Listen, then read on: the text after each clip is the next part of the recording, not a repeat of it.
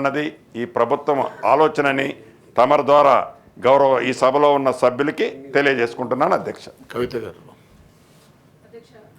ఇది నా చివరి రోజు అయినప్పటికీ ఇంపార్టెంట్ సబ్జెక్ట్ కాబట్టి మాట్లాడుతున్నాను అధ్యక్ష. ఎందుకంటే ఈ మధ్య పేపర్లో వార్తలు చూసినాం అధ్యక్ష, ఆదివాసీ సాంప్రదాయాన్ని దెబ్బతీసే విధంగా వైదిక చిహ్నాలను కొన్నిటిని చెక్కడం జరిగిందని చెప్పారు అధ్యక్ష. దాని పట్ల చాలా ఆదివాసీ సంఘాలు కూడా అభ్యంతరాలను వ్యక్తం చేసినాయి.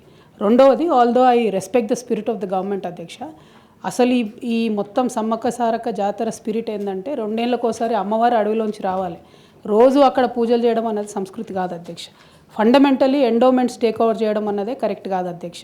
ట్రైబల్ వెల్ఫేర్ వాళ్ళు ఈ మొత్తం ఇష్యూని కూడా టేకప్ చేస్తే ఆ గిరిజన సంస్కృతిని రెస్పెక్ట్ చేసే విధంగా ఉంటుంది అధ్యక్ష.